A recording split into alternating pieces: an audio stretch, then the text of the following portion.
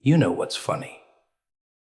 Everyone keeps saying they want to be saved, but when someone tries to tell them the truth, they cover their ears.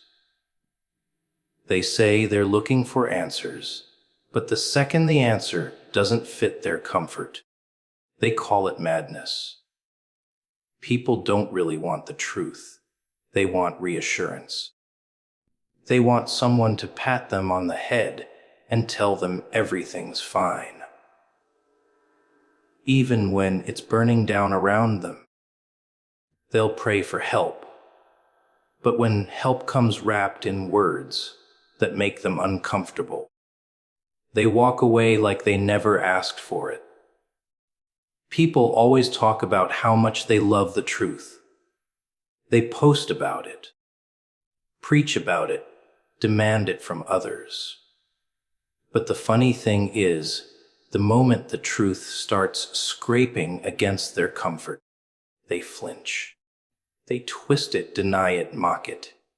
Anything to make it softer, easier to swallow. Because truth isn't gentle. It doesn't care about feelings. It doesn't wait for you to be ready. It just arrives, uninvited, and starts tearing down the little illusions you built to feel safe.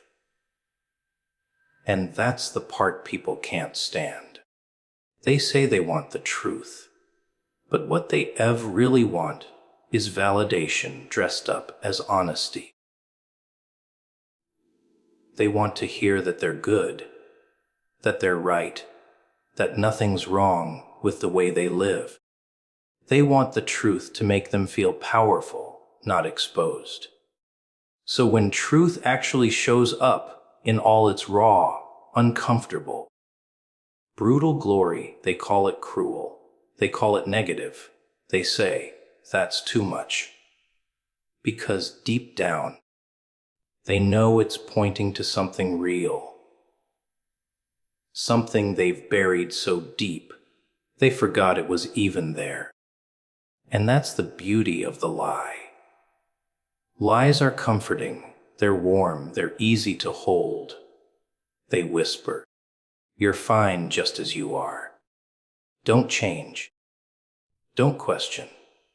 Lies tuck you in at night and stroke your ego while the truth waits outside, pounding on the door, getting louder every day you ignore it. You can see it everywhere. People surround themselves with echo chambers, with voices that sound just like theirs. They call that community, but it's really just insulation. It's a wall built from shared delusion. Everyone clapping for everyone else, no one daring to say, you might be wrong, because being wrong feels like dying to them. They've built their entire existence on pretending they've got it figured out. And once you start living that way, truth becomes your enemy. You'll fight it. You'll mock those who speak it. You'll label them crazy, dramatic, dangerous. Anything to protect the fantasy, the irony. The truth doesn't need your approval. It doesn't beg to be believed. It just waits. Patiently. It knows that one day the lie will crumble under its own weight. Because it always does. The lie's biggest weakness is that it requires maintenance. You have to keep feeding it. More denial, more distractions, more fake smiles. But the truth, it stands there, silent, solid, unmoving. It doesn't age, doesn't rot. It just waits for the moment you get tired of pretending. And when that moment comes, it hits you all at once. Like waking up from a dream that felt too real. You start seeing through the people, the patterns, the routines you once trusted.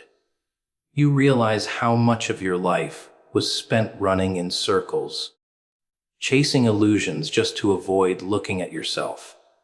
And that's when it clicks. Truth was never hiding. You were. You hid behind work, relationships, money, religion, noise. Anything that kept you from hearing that small, quiet voice whispering, "This isn't it." That whisper never stopped. You did. You stopped listening the moment the lie made you feel good. The moment the applause became louder than your conscience. You convinced yourself that peace meant silence, not realization. But real peace only comes when the truth finally settles in, even if it breaks you first. And maybe that's why most people run from it. They don't want to shatter. They'd rather live in a carefully painted illusion than rebuild from the ruins of reality. But here's the cruel joke. Truth doesn't care whether you're ready or not. It doesn't care how safe your lie feels. It comes for everyone, in whispers or in storms. Some hear it and wake up. Others wait until it screams. And when it does, it's not asking for permission anymore. It's reminding you that you asked for it once. You begged for clarity, for answers, for purpose. You said, "I want to know." And now it's here, standing right in front of you, daring you to look it in the eye without blinking. The world's gotten so loud that silence feels unnatural now. Everywhere you turn, there's a voice. Someone selling you a dream, a belief, a distraction. You wake up to noise, fall asleep to noise, and in between you're drowning in it. The noise tells you what to want, what to fear, who to blame, who to follow. It tells you how to think before you ever get the chance to do it yourself. And the scariest part is, you don't even notice it anymore. It's become normal. You call it staying informed, being connected, but it's really just a leash made of sound. A never-ending hum of manipulation wrapped in entertainment. They figured it out, you know. They don't need to chain you up to control you. All they need is your attention. Because once they have that, they own you. You think you're choosing what you watch, what you listen to, but the truth is, it's choosing you. It's shaping you. Every scroll, every song, every perfectly crafted headline slides right into your subconscious, rewriting the script without you even noticing. You start believing thoughts that aren't yours, chasing desires that never belong to you and calling it freedom. Noise has become the new religion. People worship it without realizing it. They kneel before their screens, their feeds, their favorite voices, hanging on every word as if salvation depends on it. They don't meditate, they consume. They don't think, they react. They don't seek truth, they seek validation in the form of likes, comments, applause. It's not communication anymore. It's addiction. You need the buzz, the chaos, the noise just to feel alive. And when it's gone, when it's quiet, you panic. Because in that silence, there's nowhere to hide. You ever notice how uncomfortable people get when things go quiet? They reach for their phones, turn on music, talk just to fill the air. Because silence exposes things the noise covers up. It forces you to hear your own thoughts, to face yourself without filters. And that's terrifying for most. The noise tells you you're fine, that everything's okay, that you're doing what you're supposed to. But the silence doesn't lie. It whispers what you already know, but refuse to admit. It asks questions you've been too afraid to answer. And maybe that's why it's been replaced. The system doesn't want you to think. It wants you to consume. Because a thinking person is dangerous. A quiet person, even worse. Silence gives birth to awareness, and awareness breaks control. That's why everywhere you go, there's a hum of distraction waiting for you. Flashing lights, endless music, meaningless chatter, all designed to keep your mind busy enough to never wander into the dangerous territory of self-reflection. You think you're free. But when was the last time you sat in silence and actually felt it? Not the fake piece of zoning out, but the heavy kind. The one that makes you realize how much of your life has been stolen by noise. The one that makes you notice the emptiness you've been filling with constant stimulation. People avoid that feeling like death. They'll run to anything. Social media, work, gossip, even misery, just to stay distracted. Because deep down, they know if they stop listening to the world for long enough, they might finally hear themselves. And that's the one voice the system doesn't want you to find.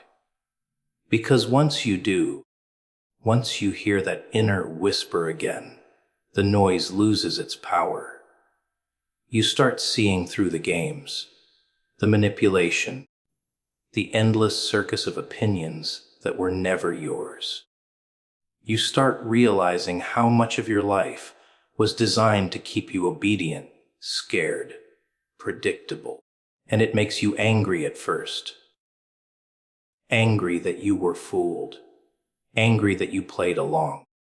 But that anger fades into something stronger, a quiet kind of clarity, the kind that can't be bought or influenced.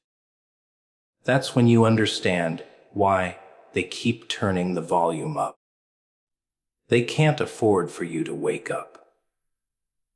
They can't risk you remembering what silence feels like, because silence isn't empty. It's full of truth, full of power, full of everything they told you didn't exist inside you. And once you rediscover it, you can't go back to noise. It starts to sound fake, forced, hollow. The same voices that used to guide you now just echo like static. And the moment that happens, you become something the world can't manipulate anymore. Someone who listens, but not to them. Someone who finally hears what's real beneath the noise. Silence. It's funny how people claim to crave peace, but the second they get it, they scramble to fill it.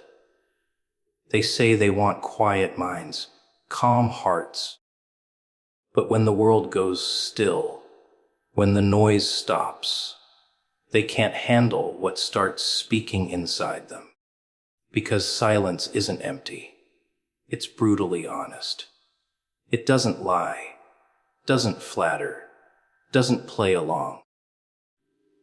It shows you what the noise has been hiding all this time. And most people don't want to see that. They don't want to face themselves. They'd rather stay distracted than deal with the voice that asks the hard questions. The voice that knows the truth. See, silence is where the real voice lives. Not the loud, demanding one that comes from the world, but the quiet one that's been whispering underneath all the chaos.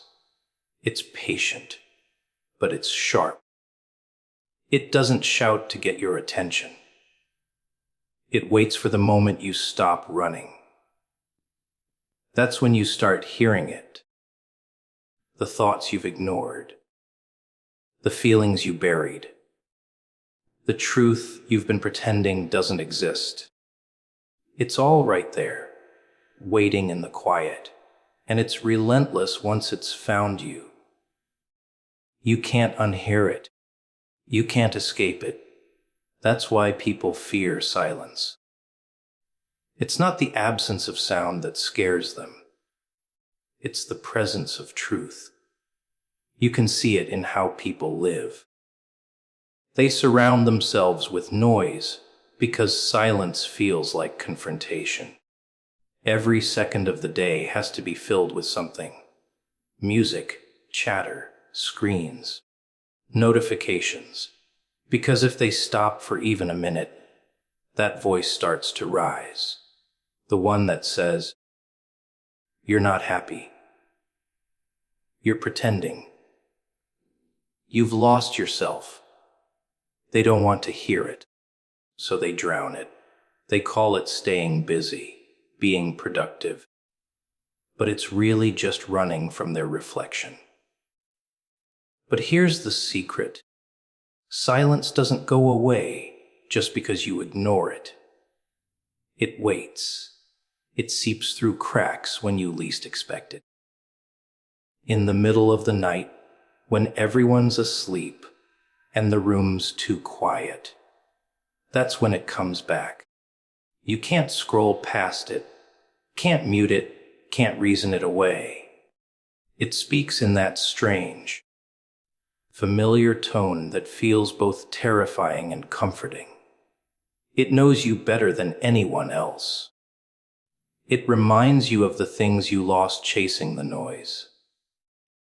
The moments you traded for validation. The pieces of yourself you gave up to belong. And the thing is, that voice isn't cruel. It's not trying to break you. It's trying to wake you. But waking up hurts, doesn't it? Because to wake up, you have to admit you've been asleep. You have to admit that the life you built might not be real. That the person you've been playing might not be you. Silence forces you to look in the mirror without the filters, without the applause, without the illusion. It strips everything away until all that's left is you. The raw, unedited version. The one the world never got to meet because you were too busy being what they wanted. That's why silence feels heavy. It's not emptiness. It's truth pressing down on you, waiting to be acknowledged. And the moment you stop fighting it, something strange happens. You start hearing things differently. The world doesn't sound the same anymore. The noise loses its flavor. The opinions of others don't sting like they used to.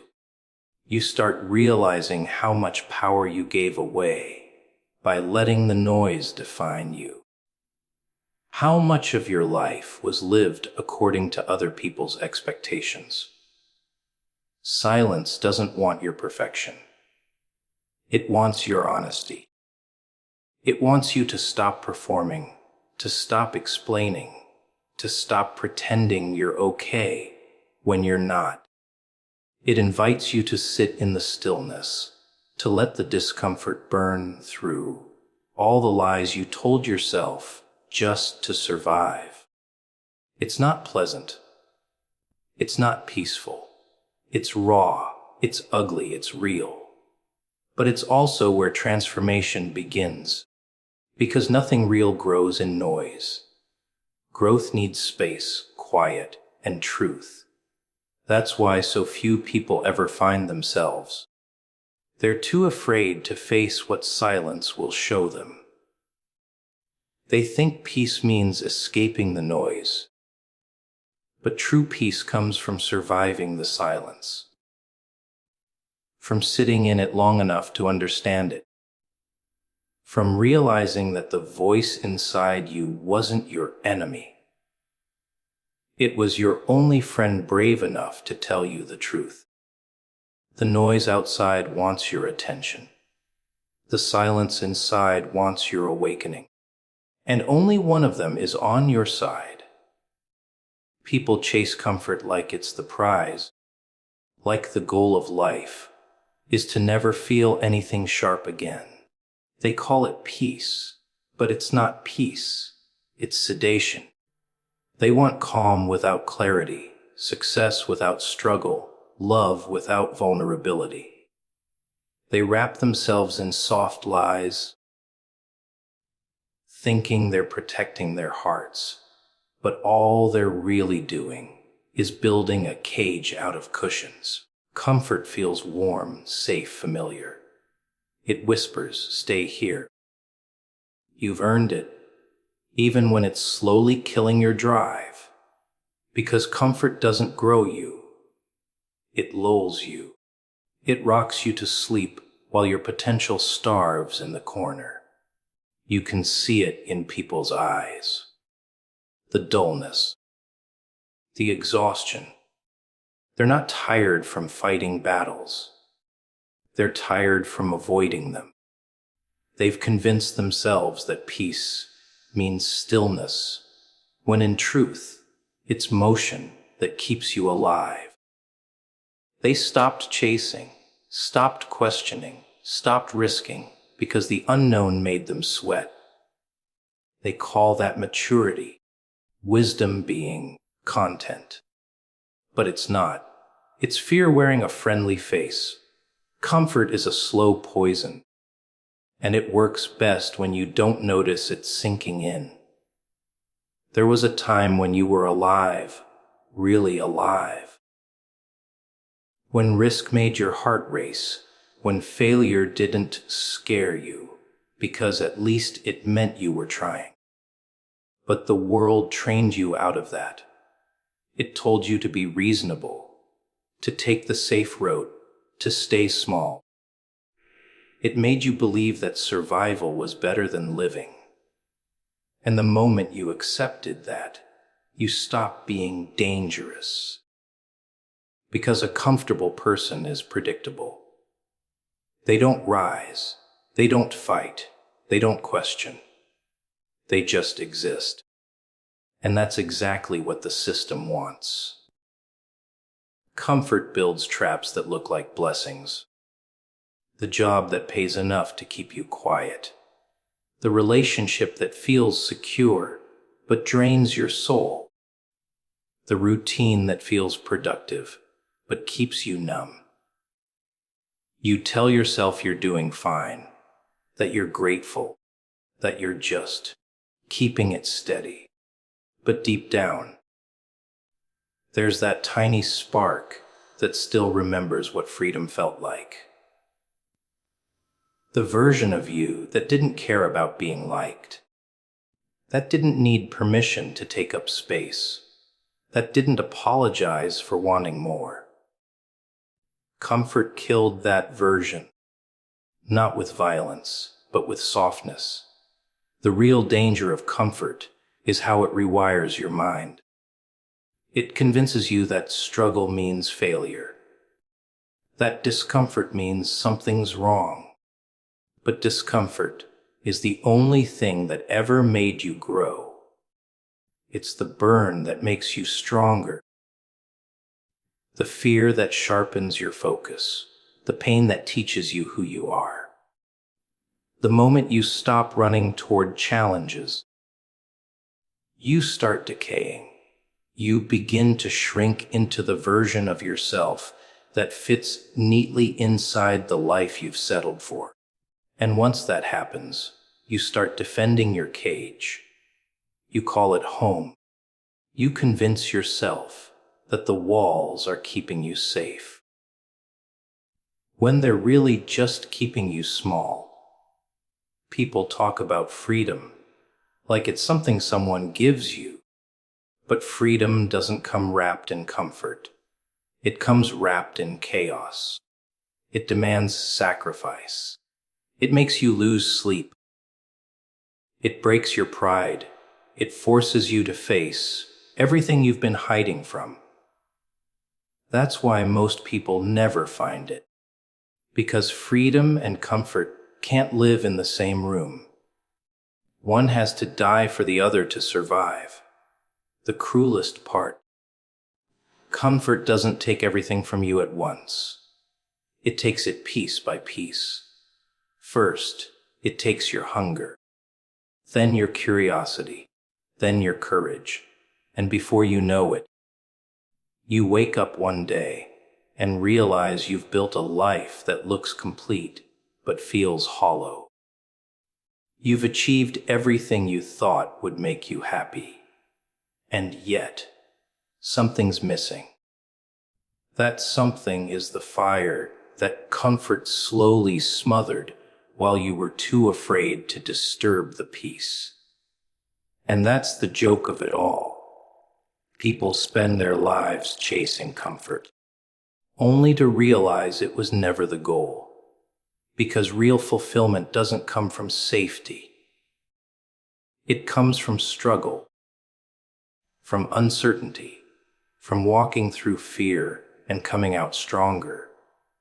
The world will tell you that comfort is happiness, but that's the biggest lie of all. Happiness isn't the absence of discomfort. It's the mastery of it. It's the ability to stand in the storm and smile because you know it's shaping you. Comfort wants you still. Growth wants you awake. And only one of them keeps you alive. Freedom isn't a gift. It's a consequence. And the moment you stop pretending you're free, that's when you start tasting what it actually means to be alive. People think freedom is about doing whatever they want, going wherever they please, answering to no one. But that's not freedom. That's noise dressed up as liberation. Real freedom starts the moment you stop lying to yourself. The moment you stop performing for approval. The moment you stop chasing validation like a hungry dog waiting for scraps. The moment you stop pretending that the world owes you peace while you refuse to fight for it. Most people never reach that point because pretending is easier. It's safer. They convince themselves that they're free because they have choices, but those choices are already chosen for them. They're given paths that all lead to the same cage. Different walls, same chains. They call that control, normal life. They decorate it, glamorize it, post about it, and call it success. But deep down, they know something feels off. The smile feels heavier than it should. The laughter feels rehearsed. The days blend together because they're not living. They're repeating. And when you repeat long enough, you start to forget who you were before the repetition began. You forget what made you wild, unpredictable, raw. You forget the sound of your own voice when you spoke from conviction, not fear. The world teaches you to trade your authenticity for acceptance. And you take that deal, thinking it'll make you happy. But happiness built on pretending isn't happiness. It's performance. You become addicted to applause. And every time the world goes quiet, you start to crumble. That's not freedom. That's slavery dressed in designer clothes. When you stop pretending, you start losing things. Friends who only loved the version of you that entertained them. Jobs that depended on your silence. Comfort that relied on your blindness. Everything begins to fall apart, and that's when most people run back to pretending, because truth feels too heavy, it costs too much. But what they don't realize is that losing all of that isn't the end. It's the beginning. Every loss burns away a layer of the lie. Every rejection cuts another chain. Every broken illusion makes room for something real to finally grow. And that's when you start to see it. Freedom isn't found in control, it's found in surrender. Not the kind of surrender that means giving up, but the kind that means letting go of the image you've been protecting, the illusion of perfection, the fake calm, the desperate need to look unshaken. You realize that the things you were trying so hard to keep together were the very things suffocating you. The moment you stop trying to hold it all up, something shifts. You breathe differently. You think differently. You start seeing people for what they are, not what they show. You start seeing yourself for what you've become and what you could still be. The world doesn't want you free. It wants you comfortable enough to comply, scared enough to stay in line. It rewards obedience and calls it discipline. It punishes individuality and calls it arrogance. But the truth is, the ones who break away are always the ones who finally stop pretending. The ones who say, no more. Not to others, but to themselves, to the fake smiles, the polite lies, the endless need to be liked. They choose authenticity over approval, and that's what makes them untouchable. Because when you have nothing left to hide, there's nothing left to use against you. But don't get it twisted. Freedom isn't pretty.